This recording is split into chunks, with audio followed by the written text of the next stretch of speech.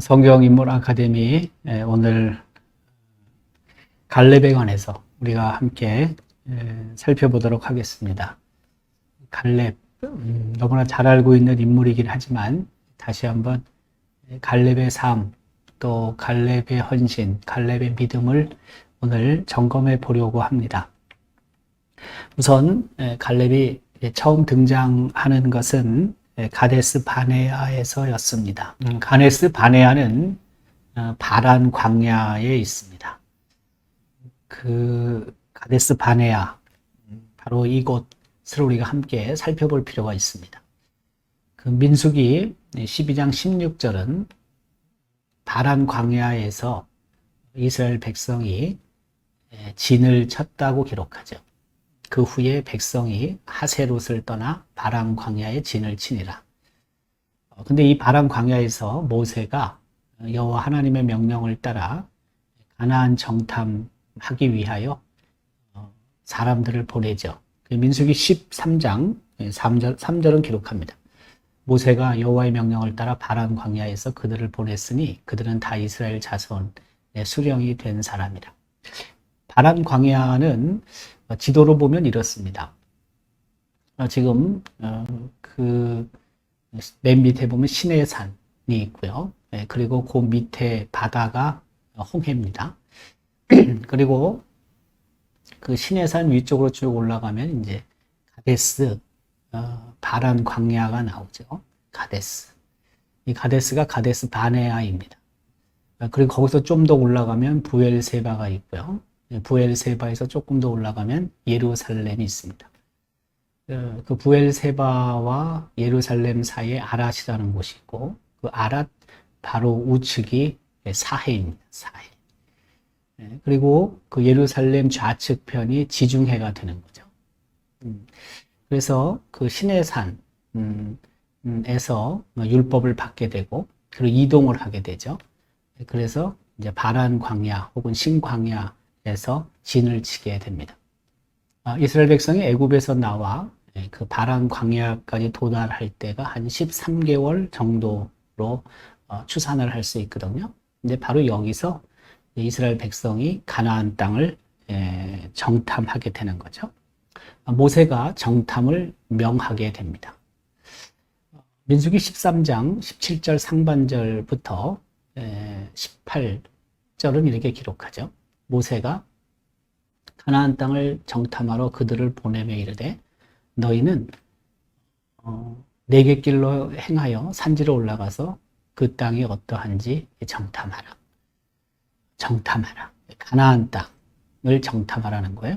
바란 그 광야에서 바로 앞에 있는 가나안 땅은 하루길 정도밖에 되지 않았습니다. 굉장히 가까운 거리죠. 그래서 그 정탐을 하기 위해 사람들을 보내죠. 정탐의 내용은 이런 겁니다. 민수기 13장 18절, 19절, 20절은 기록하죠. 그 땅에 살고 있는 거민이 강한지 약한지, 또 수가 많은지 적은지, 우리가 올라가야 되는 그 땅이 좋은지 나쁜지, 농사 짓기에 좋은지 나쁜지, 그런 의미겠죠. 또한 그들이 살고 있는 성읍이 진영인지 산성인지, 토지가 비옥한지 메마른지, 나무가 있는지 없는지 정탐하라, 탐지하라고 그렇게 말을 하죠. 그러면서 그 땅의 실과를 가져오라고 또 말합니다. 포도가 처음 익을 때였기 때문에 아마 특별히 그 포도를 가져오라고 명령했던 것 같습니다.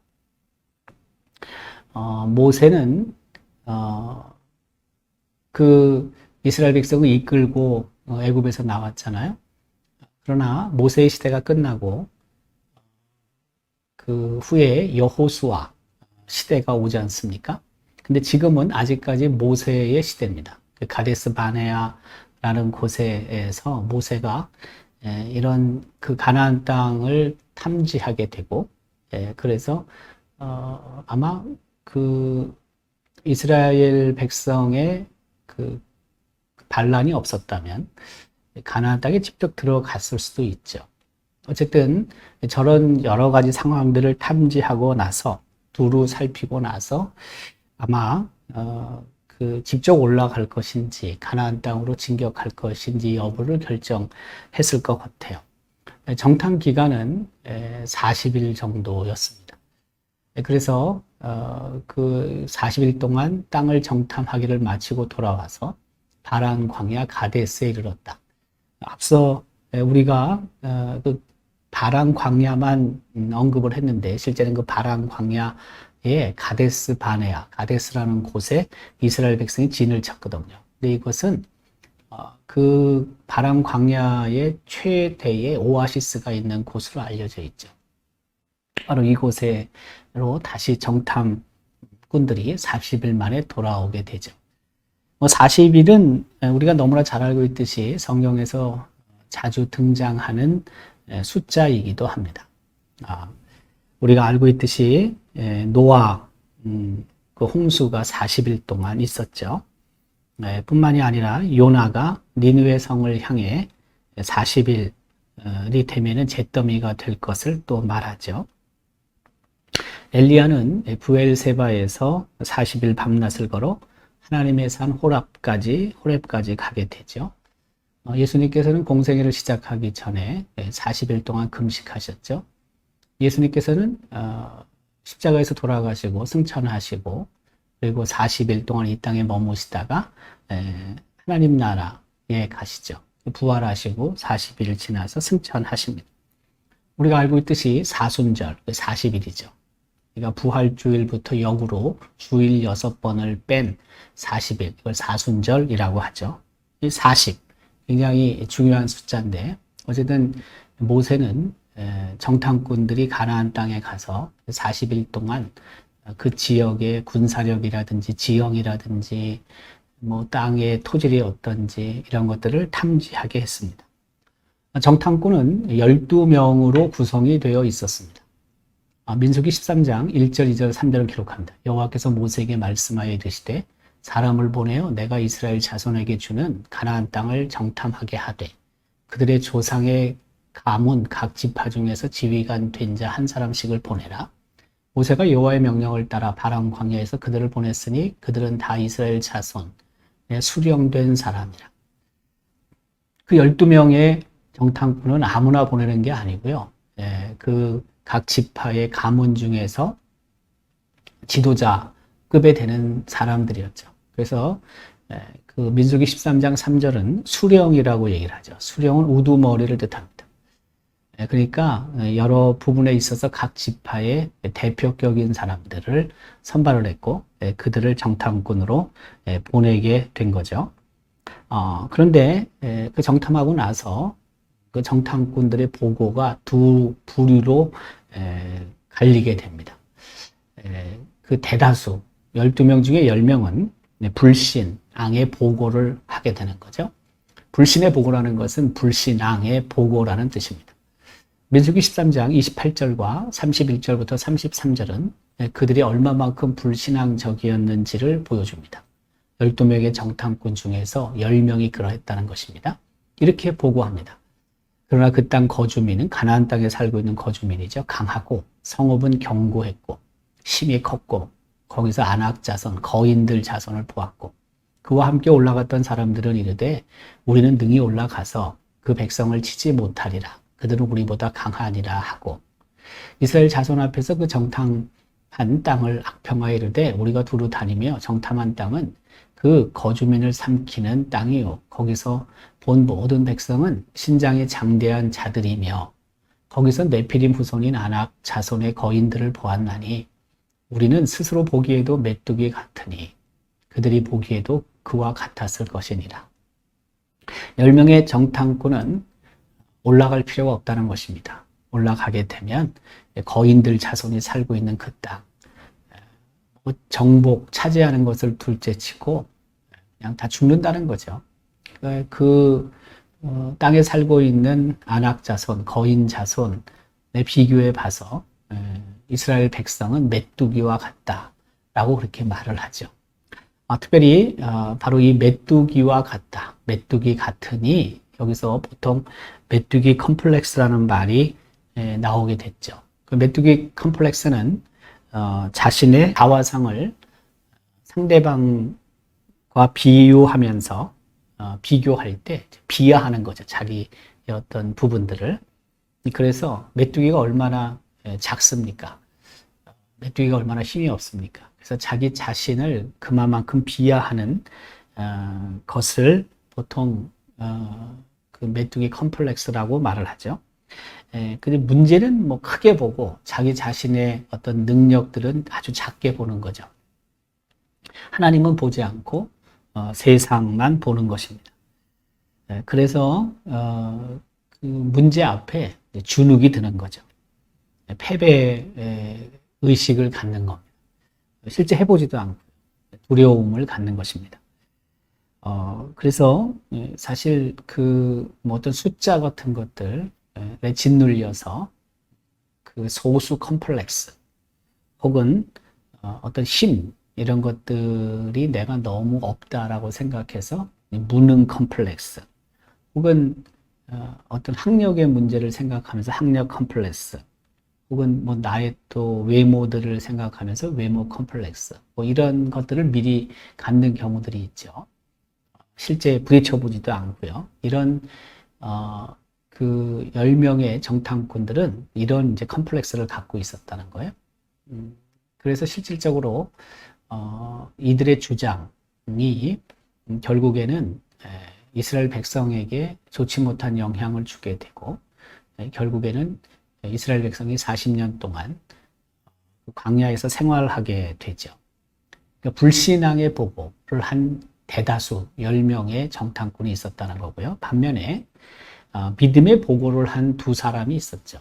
그 사람들은 갈렙과 여호수아였는데요. 민수기 13장 30절은 기록합니다. 갈렙이 모세 앞에서 백성을 조용하게 하고 이르되 우리가 곧 올라가서 그 땅을 취하자 능히 이기리라. 앞서 10명의 정탐꾼의 보고와는 너무나 차이가 있죠. 능히 이길 수 있다. 그래서 그 땅을 우리가 취하자라고 말을 하고 있습니다. 관점이 이렇게 다릅니다. 메뚜기 컴플렉스를 갖고 있는 10명의 정탐꾼은 그건 안 된다는 것입니다. 그렇지만 똑같은 것을 본 그 갈렙은 그렇게 생각하지 않습니다. 그것은 다른 것이 아니라 그 관점의 차이에서 나타나는 건데 그 관점이 믿음에 기초한 것이죠. 그래서 우리가 승리할 수 있다라는 긍정적인 사고와 자신감을 그 갈렙은 갖고 있었다는 것이죠. 실질적으로 앞서 언급한 것처럼 그 10명의 정탐꾼들의 보고, 불신앙적인 보고 때문에 이스라엘 백성이 부하내동하게 되는 거죠. 그들도 불신앙의 모습을 보이게 되고 결국에는 40일 그 정탐한 기간 하루를 1년으로 쳐서 40년을 광야에서 유리하게 됩니다. 바로 이와 같은 일이 있을 때 이스라엘 백성이 가만히 있지 않죠. 근데 그 백성의 모습을 보고 하나님께서 진노하십니다. 하나님이 대노하시는 거죠. 당시 그 10명의 정탐꾼의 이야기를 들은 후에 백성의 반응이 있죠. 민수기 14장 1절부터 5절까지인데요. 회중이 소리를 높여 부르짖었고 백성이 밤새도록 통곡했죠. 이스라엘 자손이 모세와 아론을 원망했죠. 그러면서 회중이 하는 말이 이겁니다. 우리가 애굽 땅에서 죽었거나 이 광야에서 죽었으면 좋았을 것을 어찌해서 여호와 하나님이 우리를 그 땅 가나안 땅으로 인도해서 칼에 쓰러지게 하려 하는가? 우리 처자가 사로잡히리니 애굽으로 돌아가는 것이 낫지 아니하랴. 이에 서로 말하되 우리가 한 지휘관을 세우고 애굽으로 돌아가자 하매 모세와 아론이 이스라엘 자손의 온 회중 앞에서 엎드린지라. 이스라엘 백성은 어떤 사람입니까? 그 10명의 정탐꾼과 똑같이 불신앙적인 모습을 보여주고 있습니다. 믿음이 없어요. 신앙이 없는 사람들입니다. 하나님께서는 이스라엘 백성을 애굽에서 탈출시키셨죠. 해방시키셨죠. 근데 이들은 한 지휘관을 세워서 리더를 세워서 다시 애굽으로 돌아가겠다는 것입니다. 어떻게 이렇게 하나님의 생각, 하나님의 그 마음과 정반대의 생각을 하고 행동을 하려고 하는지 모르겠습니다. 실질적으로 이스라엘 백성의 이런 모습은 단순한 실수가 아닙니다. 하나님의 능력을 부정하고 하나님의 은혜를 부정하는 모습이라고 할 수가 있겠죠. 실질적으로 우리의 삶의 자리도 이런 경우가 얼마나 많이 나타나는지 모릅니다. 하나님께서 베푸신 놀라운 은혜의 사건들, 하나님의 전능하신 그런 능력들을 우리가 많이 보고, 사실 어떻게 보면 예민하면 매일매일 우리가 볼 수 있음에도 불구하고 이제 그것을 부인하고 부정하는 모습은 이스라엘 백성의 그 모습과 조금도 다를 바가 없는 거죠. 특별히 백성들이 이렇게 반응했을 때 여호수아와 갈렙의 반응은 다른 거죠. 민수기 13장 6절 8절입니다. 유다 지파에서는 여분네 아들 갈렙이, 또 에브라임 지파에서는 눈의 아들 호세아가, 그렇죠? 그래서 그 민수기 14장에 넘어오면 이렇게 그 갈렙과 여호수아가 반응했음을 기록하죠. 그 땅을 정탐한 자 중 눈의 아들 여호수아와 여분네의 아들 갈렙이 자기들의 옷을 찢고 이스라엘 자손의 온 회중에게 말하여 이르되 우리가 두루 다니며 정탐한 땅은 심히 아름다운 땅이라. 여호와께서 우리를 기뻐하시면 우리를 그 땅으로 인도하여 들이시고 그 땅을 우리에게 주시리라. 이는 과연 젖과 꿀이 흐르는 땅이니라. 다만 여호와를 거역하지 말라. 또 그 땅 백성을 두려워하지도 말자. 그들은 우리의 먹이라. 그들의 보호자는 그들에게서 떠났고 여호와는 우리와 함께 하시느니라. 그들을 두려워하지 말라 하나. 온 회중이 그들을 돌로 치려 하는데 그때의 여호와의 영광이 해막에서 이스라엘 모든 자손에게 나타나시니라. 신뢰하는 사람들, 저 지금 본문에서 하나님을 신뢰하는 사람은 여호수아와 갈렙을 말하는 거죠. 그래서 그 믿음을 바탕으로 해서, 믿음을 배경으로 해서 여호수아와 갈렙이 이스라엘 백성에게 이야기를 하는 거죠. 그것은 다른 것이 아니라 우리가 정탐한 땅, 심히 아름다운 땅이다 라는 것을 다시 한번 언급합니다. 하나님께서 우리를 그 땅으로 인도해 들이실 것이다. 그리고 그 땅을 우리에게 하나님은 주실 것이다. 정말 젖과 꿀이 흐르는 좋은 땅이다. 여호와를 거역하지 말라고 말하죠. 그러니까 이게 무슨 의미냐면 바로 앞에 이스라엘 백성의 반응이 한 지휘관을 세우고 그리고 애굽으로 돌아가자라고 얘기를 하잖아요. 이것이 하나님을 거역하는 거라는 거예요. 이렇게 거역하면 안 된다는 것입니다. 여호와 하나님께서 우리와 함께 하시니까 두려워하지 말라라고 이야기를 하는 것입니다. 믿음의 그 모습이죠. 지금 이스라엘 백성이 얼마만큼 그 화를 내고 있습니까? 근데 그 앞에서 진실을 이야기하는 것, 믿음의 간증을 하는 것은 쉬운 게 아닙니다. 대단히 어려운 겁니다. 그럼에도 불구하고 갈렙과 여호수아는 믿음의 언어로 말을 하는 거죠. 그때 돌을 든 사람들이 있었습니다. 그 돌을 든 사람들은 다른 사람들이 아니라 바로 이스라엘 백성이었습니다. 돌로 여호수아와 갈렙을 치려 했던 사람들이 있습니다. 우리의 삶의 자리 속에서도 바로 이와 같은 모습들을 우리는 볼 수가 있습니다. 사실 어떤 사건을 놓고 한 공동체는 둘로 나누어지는 경향이 있습니다. 하나는 하나님을 신뢰하고 그리고 믿음으로 행동하는 사람이 있는 반면에 또 한편으로는 그 믿음으로 행동하려는 사람들을 공격하고 비난하는 사람들이 있다는 것입니다. 그럼에도 불구하고 돌을 든 사람들의 모습을 보면 참 불안하고 걱정이 되고 염려가 되죠. 두렵죠. 하지만 계속해서 우리는 그 믿음의 편에 서야 되고 그리고 믿음의 간증을 해야 된다는 것이죠. 어쨌든 이와 같은 상황 속에서 하나님께서 반응을 하십니다. 하나님께서는 이스라엘 백성을 멸하실 생각이 있으셨습니다. 민수기 14장 12절인데요. 내가 전염병으로 그들을 쳐서 멸하고 내게 그들보다 크고 강한 나라를 이루게 하리라. 멸하시겠다는 것입니다. 이어서 하나님께서는 민수기 14장 35절, 36절, 37절에서 이렇게 말씀하십니다. 같은 내용입니다. 나 여호와가 말하였거니와 모여 나를 거역하는 이 악한 온 회중에게 내가 반드시 이같이 행하리니 그들이 이 광야에서 소멸되어 거기서 죽으리라.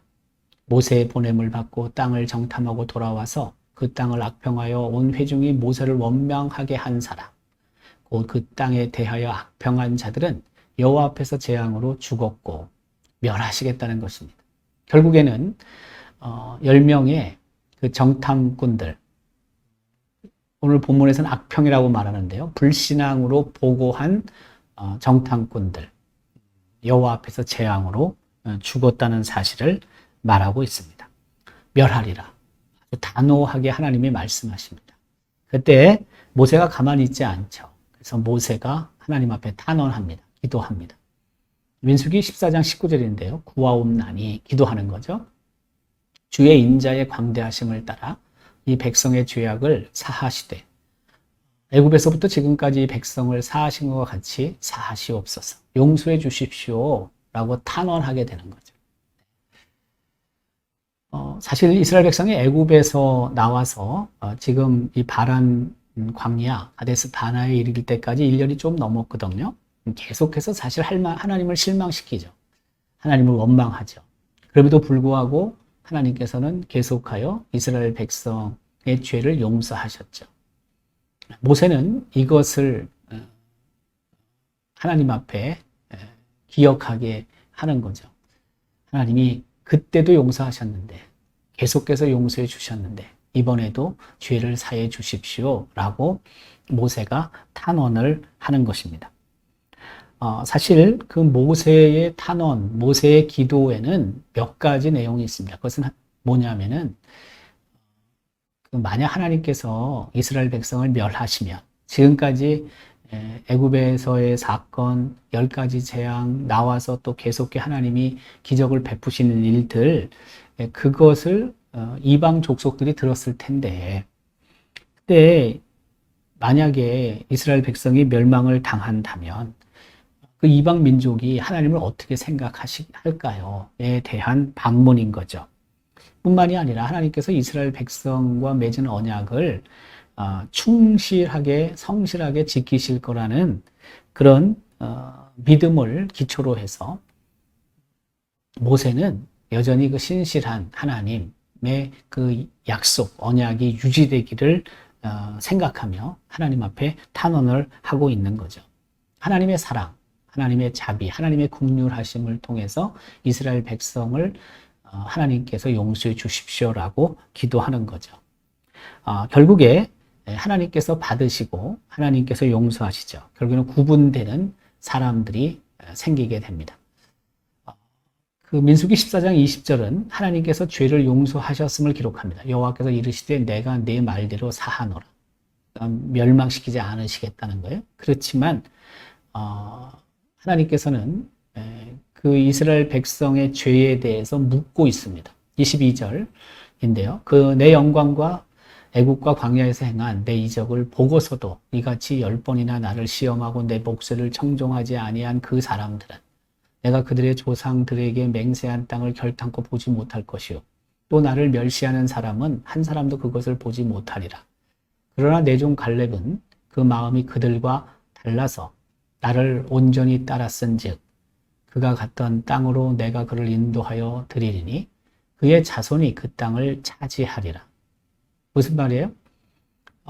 그 하나님께 배반한 사람, 하나님의 그 약속을 거역한 사람, 12명의 정탐꾼 중에서 10명의 정탐꾼에 동조했던 사람, 결국에는 하나님을 멸시한 사람, 그 사람들은 결단코 적과 꿀이 흐르는 가나안 땅, 들어가지도 못하고 보지도 못할 거라는 사실을 하나님께서 말씀을 하시죠. 그렇지만 그 가나안 땅에 들어갈 동시대 인물도 있다는 것을 하나님께서는 약속하고 계십니다. 바로 그 사람들은 갈렙과 여호수아고요. 그리고 그 당시에 가데스 바나에서 이런 사건이 있을 당시에 20세 이하인 사람들, 그 사람들은 들어갈 수 있다는 것을 말씀하시죠. 민수기 14장 29절, 30절에 이렇게 기록합니다. 너희 시체가 이 광야에 엎드려질 것이라. 너희 중에서 20세 이상으로서 계수된 자, 곧 나를 원망한 자 전부가 여분네의 아들 갈렙과 눈의 아들 여호수아 외에는 내가 맹세하여 너에게 살게 하리라. 한 땅에 결단코 들어가지 못하리라. 그죠? 네. 그러니까 구분된다는 것입니다. 이스라엘 백성이 진노하고, 이스라엘 백성이 분노하고, 또한 이스라엘 백성이 원망하고, 이스라엘 백성이 그 불신앙의 모습을 보였을 때 자신의 행동, 자신의 말에 대해서 책임질 사람들이 있어요. 근데 그 사람들은 만 20세 이상 된 사람들에게 책임을 묻는 거죠. 그러니까 20세 이하인 사람들은 아마 아직까지 어리다고 생각을 했던 것 같습니다. 그렇게 취급을 받았다고 볼 수가 있는 거죠. 그 민수기 14장 33절 그리고 34절은 바로 그와 같은 내용을 구체적으로 언급하죠. 너희의 자녀들은 너희 반역한 죄를 지고 너희의 시체가 광야에서 소멸되기까지 40년을 광야에서 방황하는 자가 되리라. 무슨 뜻입니까?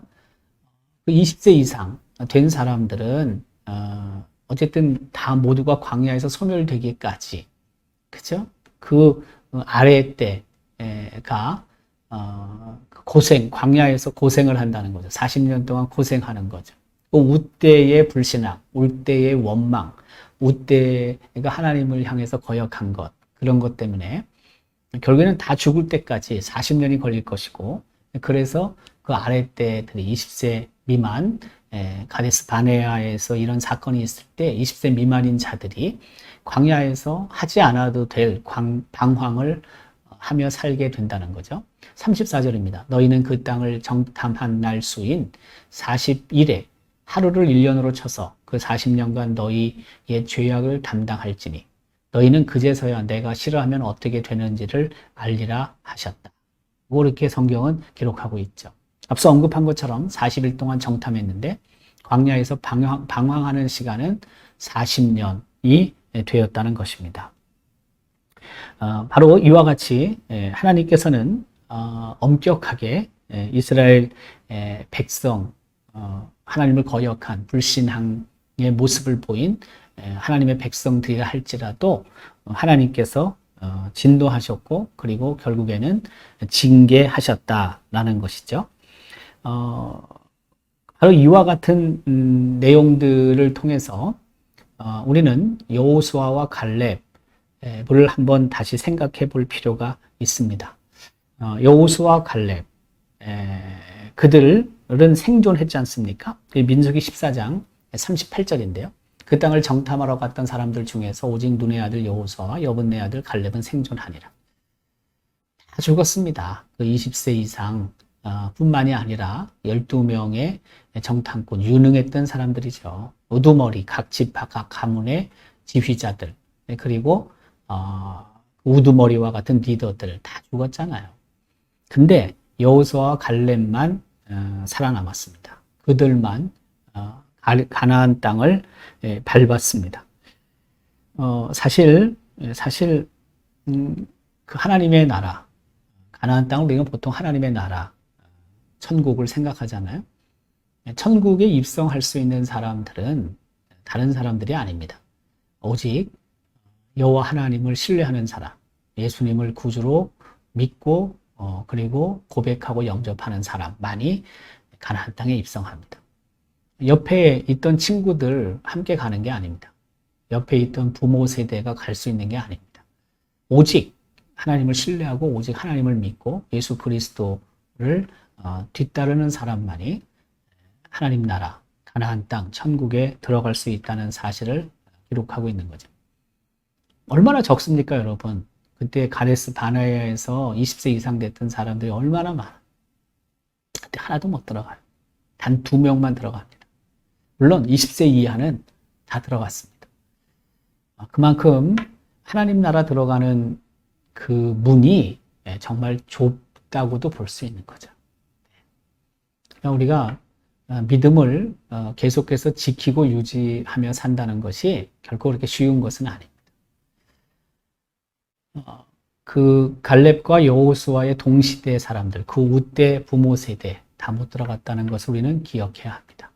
나의 믿음이 지금 어떤지, 과연 내가 더욱 하나님을 신뢰하고 예수님만을 구원으로 인도하는 길이라고 믿고 살고 있는지, 구원의 확신 속에 살고 있는지를 점검해 보아야 한다는 거죠. 결국 여호수아는 요단강을 건너서 가나안 땅에 입성하게 되고 그리고 가나안 족속과의 전쟁에서 땅을 정복하게 됩니다. 그리고 기업을 분배하게 되는 거죠. 우선 가나안 정복을 간단하게 살펴보면 여호수아 12장 1절은 기록하죠. 이스라엘 자손이 요단 저편 해 돋는 쪽, 곧 아르논 골짜기에서 헤르몬 산까지 의 동쪽은 아라바를 차지하고 그 땅에서 쳐 죽인 왕들은 이러하니라. 그래서 쭉 그 정복의 내용을 기록하고 있습니다. 다만 가나안 땅에서 정복할 수 없는 땅이 있었습니다. 그것은 기브온이라는 족속이 살고 있던 곳이죠.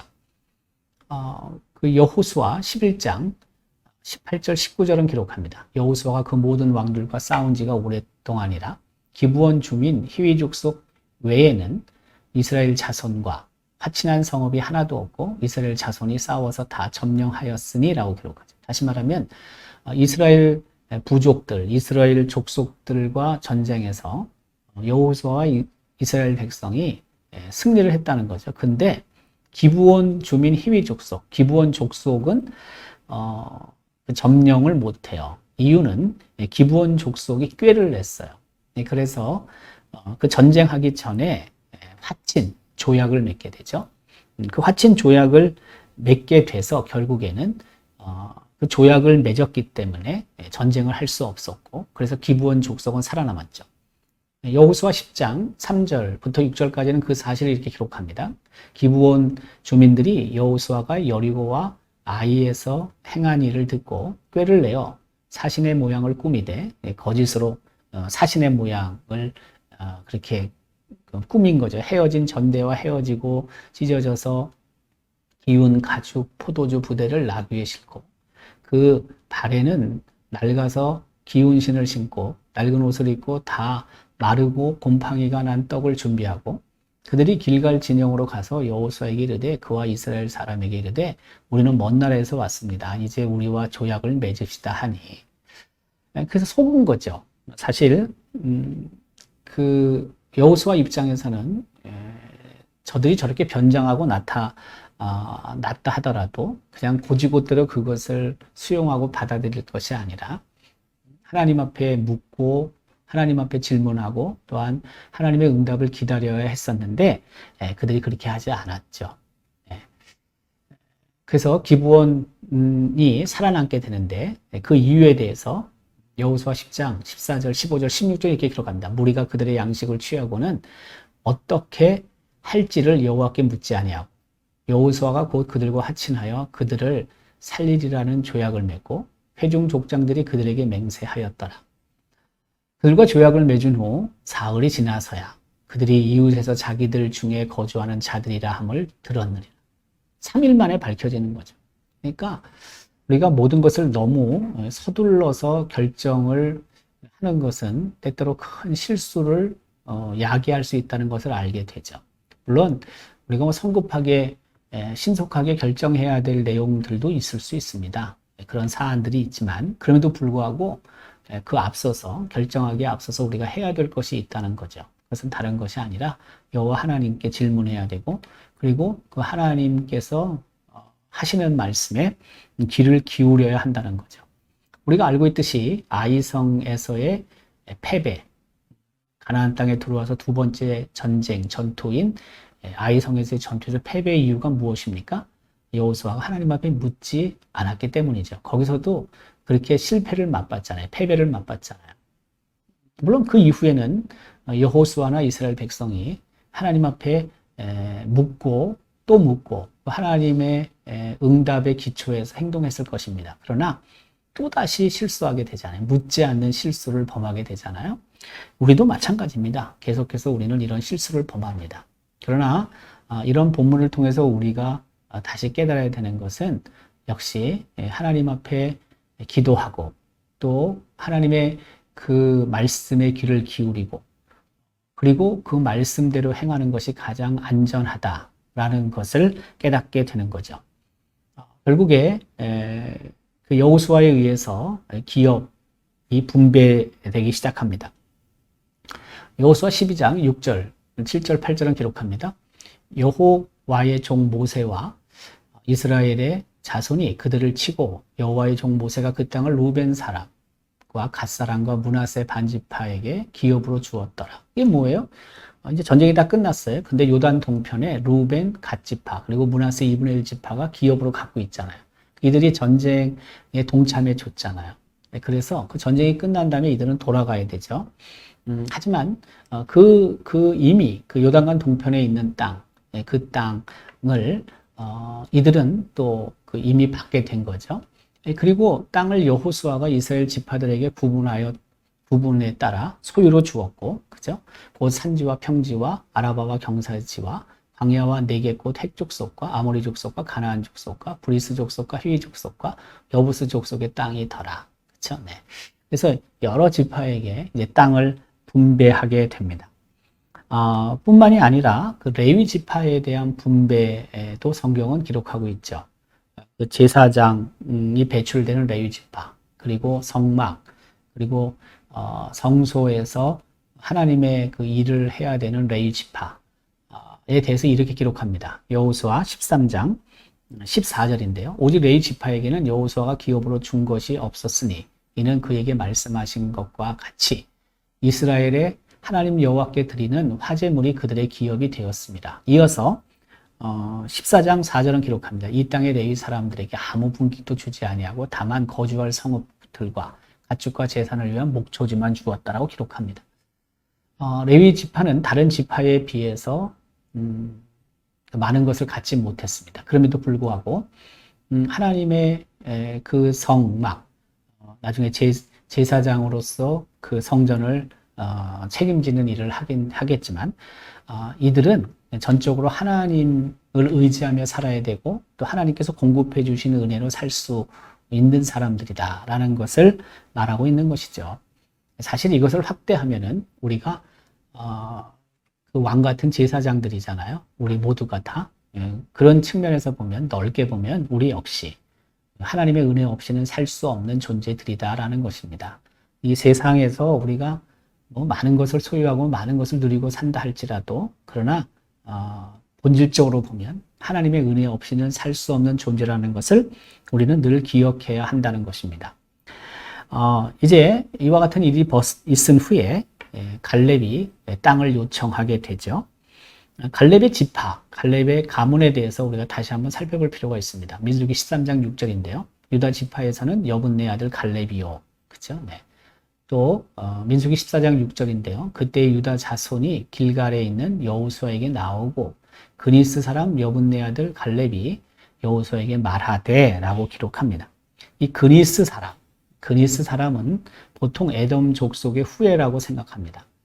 이스라엘 백성이 애굽에서 출발할 때 에돔 족속의 후예였던 그니스 사람, 그죠? 이들이 이스라엘 백성과 함께 나오게 됐다는 거죠. 에돔 족속임에도 불구하고 이스라엘에 귀화했다는 거죠. 그래서 그의 족속의 후에 갈렙이 자연스럽게 이스라엘 백성에 포함이 되었고, 그들이 귀화할 때 유다 지파에 속했다라고 학자들 중에 생각하는 사람들이 있습니다. 그래서 사실은 그 여호수아가 모세의 후계자가 됐는데, 그 믿음이나 뭐 이런 걸로 봤을 때, 용맹이나 담대함을 봤을 때 갈렙이 여호수아에 밀리지 않는다는 거예요. 그럼에도 불구하고 여호수아가 이스라엘 백성의 두 번째 지도자가 된 이유는, 물론 여호수아도 모세의 수종을 드는 사람이었는데 충분히 될 만한 사람이긴 했지만 갈렙이 저렇게 귀한 사람이었기 때문에 여호수아로 굳어졌다라고 보는 학자들도 있습니다. 어쨌든 중요한 사실은 갈렙이 이스라엘 12지파 중에서 최대의 지파, 유다 지파에 속해 있었다는 것을 우리는 잊지 말아야 합니다.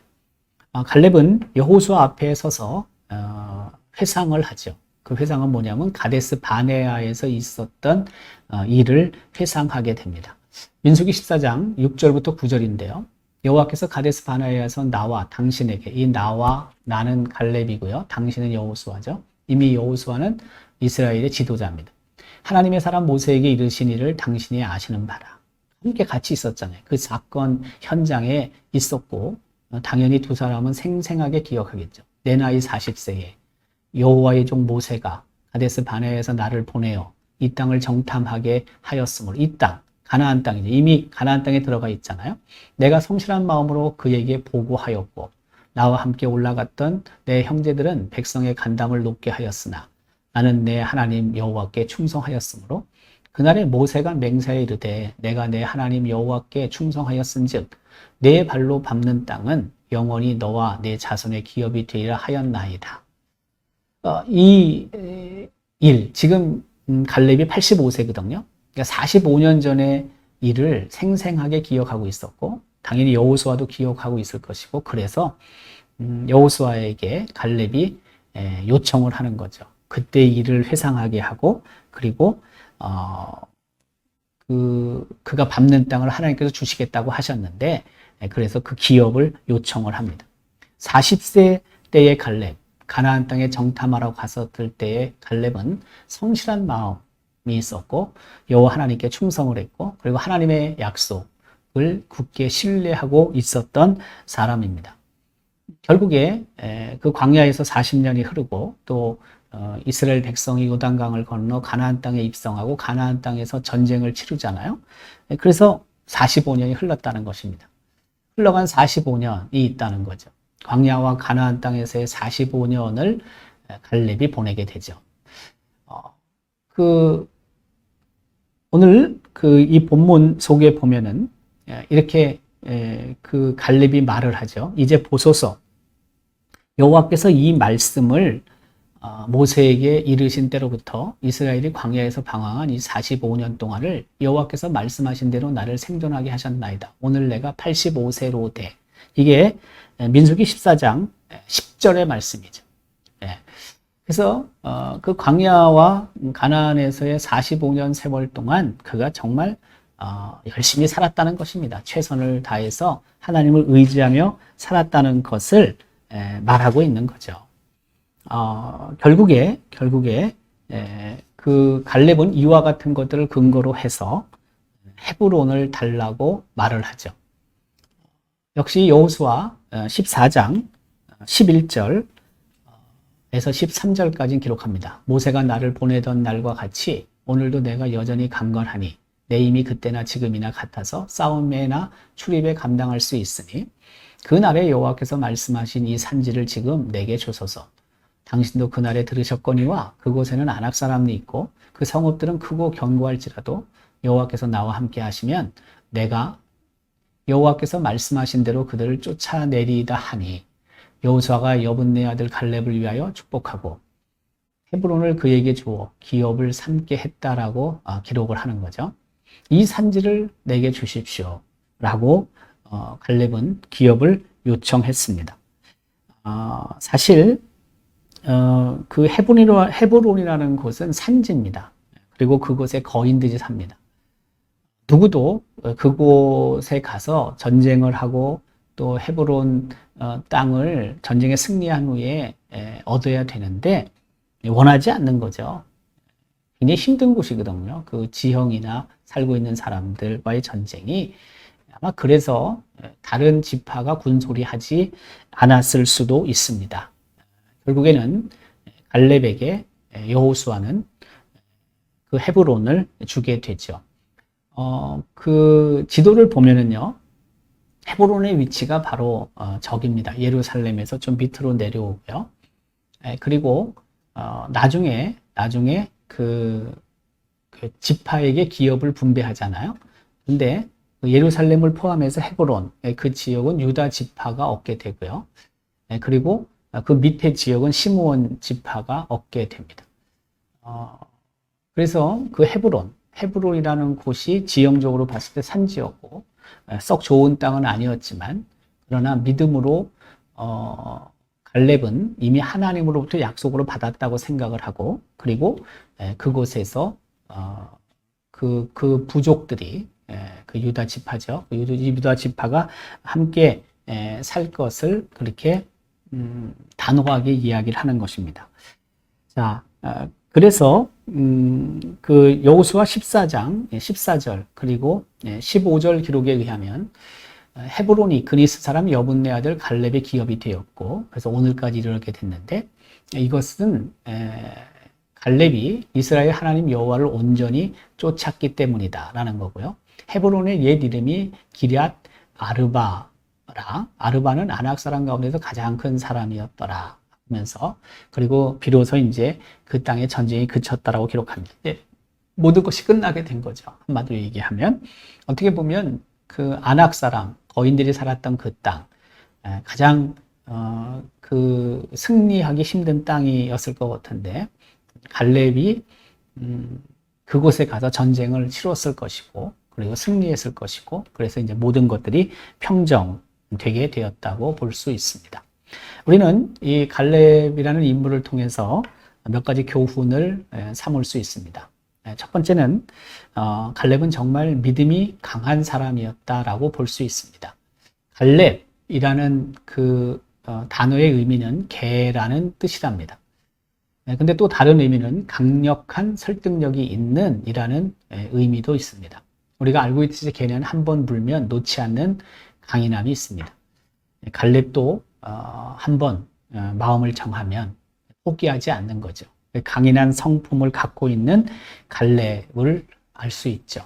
특별히 그의 믿음, 그의 용맹, 그것은 어느 누구에도 뒤지지 않을 뿐만이 아니라 모든 사람보다 앞설 수 있죠. 그래서 갈렙의 믿음은 아마 여호수아의 믿음을 오히려 돋우는 역할을 했을 것 같기도 합니다. 선의의 경쟁자라고도 할 수 있겠죠. 어떻게 보면. 왜냐하면 가데스 바네아에서 두 사람만 믿음의 보고를 했잖아요. 근데 서로 그 믿음, 서로가 보여주는 믿음이 서로의 믿음을 더 좋게 만들었다는 거죠. 특별히 믿음을 갖고 있던 갈렙은 용기 있는 행동을 하게 되죠. 믿음은 용기 있는 행동을 요구합니다.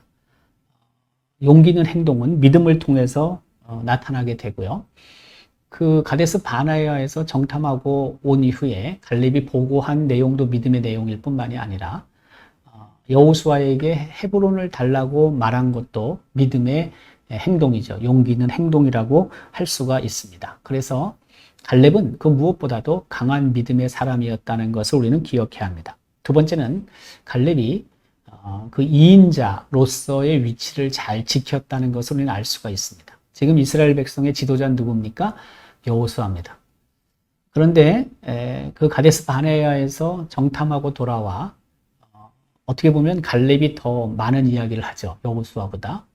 그런 측면에서 봤을 때는 갈렙이 여호수아보다 오히려 더 대중적으로 이스라엘 백성에게 어필할 수도 있었을 것 같아요. 하지만 여호수아가 이스라엘 백성의 새로운 지도자로 결정이 되었을 때 그것을 인정한다는 거죠. 자신의 삶에 충실한 2인자, 바로 그가 갈렙이었습니다. 여호수아의 지도력, 리더십에 갈렙은 걸림돌이 되지 않았습니다. 그저 자신의 위치에서 충실하게 맡겨진 일을 잘 감당한 거죠. 어떻게 보면 이스라엘 백성이 요단강을 건너서 가나안 땅에 들어가 가나안 족속과 전쟁을 할 때 여호수아의 충실한 협력자, 조력자라고도 할 수가 있죠. 근데 리더만 은혜를 받는 것은 아닙니다. 조력자도 협력자도 하나님으로부터 동일한 은혜를 받는다고 볼 수 있죠. 여호수아는 이스라엘 백성의 리더였습니다. 갈렙도 자기 지파의 리더이긴 하지만 그러나 여호수아와의 관계 속에서 보면 헬퍼죠. 여호수아는 전 국민의 리더입니다. 갈렙은 자기 가문 지파의 리더지만 그러나 여호수아에는 헬퍼죠. 사실 리더로서 손색 없는 인물이 갈렙입니다. 그럼에도 불구하고 상황과 환경에 따라서 그는 충실한 협력자가 됩니다. 저는 여호수아를 높이 평가합니다.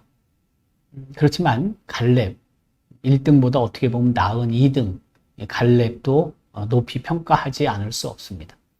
여호수아의 믿음보다 오히려 갈렙의 믿음이 나았다고도 볼 수 있습니다. 다 수용하니까요. 수용할, 불평이나 원망하지 않고 수용하니까요. 대단한 인물이 바로 갈렙이다라고 할 수가 있습니다. 세 번째는 그는 청년 같은 믿음의 노병이었다라고 할 수 있습니다. 우리가 여호수아 14장 11절 12절을 잘 한번 생각해 보십시다. 모세가 나를 보내던 날과 같이 오늘도 내가 여전히 강건하니 내 힘이 그때나 지금이나 같아서 싸움이나 출입에 감당할 수 있으니 그날에 여호와께서 말씀하시니 산지를 지금 내게 주소서. 모세가 나를 보내던 날 45년 전입니다. 그때는 40살이었습니다. 근데 오늘도 지금 85세가 됐습니다. 여전히 내가 강건하다. 내 힘이 그때나 지금이나 동일하다. 싸움, 전쟁에 출입할 수 있다. 사실 40세의 어떤 육신적인 건강과 85세의 육신적인 건강은 분명히 차이가 있을 것입니다. 그렇지만 갈렙은 85세 된 노인임에도 불구하고 청년과 같은 그런 마음, 정신을 갖고 있었던 거죠. 믿음의 노병인 갈렙은 청년과 같은 그런 사고, 믿음, 용기를 갖고 있었던 것입니다. 저는 그래서 갈렙이 영원한 청년이라고 생각합니다. 85세임에도 불구하고 전쟁할 수 있다는 것입니다. 영원한 청년으로서 갈렙은 우리에게 아주 귀중한 영적인 자산이라고 할 수 있습니다. 그와 같은 이유는 철저한 임마누엘 신앙을 갖고 있었죠. 하나님이 우리와 함께 하신다라는 철저한 임마누엘 신앙을 갈렙이 갖고 있었고요. 뿐만이 아니라 하나님의 말씀에 온전히 순종했던 사람이 바로 갈렙이었습니다. 영원한 청년 갈렙. 우리가 나이가 들면서 몸이 약해지다 보면은 믿음도 약해지고, 그래서 그 하나님에 대한 그 약속을 놓치는 경우도 있고, 또한 하나님의 말씀에 순종하지 못하는 그런 우리의 삶의 모습이 있습니다. 그렇지만 하나님께서 우리를 부르시는 그날까지 갈렙처럼 청년 같은 믿음을 소유한 노병으로 우리 모두가 살아갈 수 있다면, 맡겨진 사명 우리가 잘 감당할 수 있다면 그것만큼 하나님을 기쁘시게 하는 일이 어디 있겠습니까? 우리의 육신이 점점 쇠해진다 할지라도 우리의 영혼은 날마다 새로워져서 청년 같은 믿음을 갖고 있었던 갈렙처럼 비록 우리가 노병이라 할지라도 맡겨진 사명을 잘 감당하여 하나님의 뜻을 이루어가는 믿음의 용사들로 살아갈 수 있기를 주님의 이름으로 기원합니다. 하나님 참 감사합니다. 오늘 21번째 성경인물 아카데미 갈렙에 대해서 함께 나누었습니다. 청년 같은 믿음의 노병. 그는 임마누엘 신앙을 갖고 있었고 또한 하나님의 말씀에 순종하는 자로 살았습니다. 우리의 나이가 점점 들어가다 보면 육신의 노쇠함이 있습니다. 그럼에도 불구하고 갈렙처럼 그런 믿음을 우리가 갖게 하시고 그때에 하나님이 우리에게 명령하시는 말씀에 순종하게 하셔서 아무리 우리가 나이가 들었다 할지라도 우리의 육신이 쇠해졌다 할지라도 하나님의 뜻을 이루어가는 노병이 되게 하여 주옵소서. 무더위가 계속됩니다. 건강과 코로나의 확산 속에서 안전을 지켜 주옵소서. 고맙습니다. 예수님의 이름으로 기도드리옵나이다. 아멘. 오늘 우리가 21번째 그 성경인물 아카데미를 이제 마치는데요. 많이 덥습니다. 그래서 다음 주부터 방학을 하도록 하겠습니다. 그리고 좀 무더위가 약해지면은 다시 우리 성경인물 아카데미 시작하겠습니다. 이 무더위 또 코로나 속에서 늘 하나님께서 지키시는 안전이 있기를 원하고 한 주도 갈렙을 묵상하며 하나님의 뜻에 순종하는 우리 온 지체들이 될 수 있기를 바랍니다.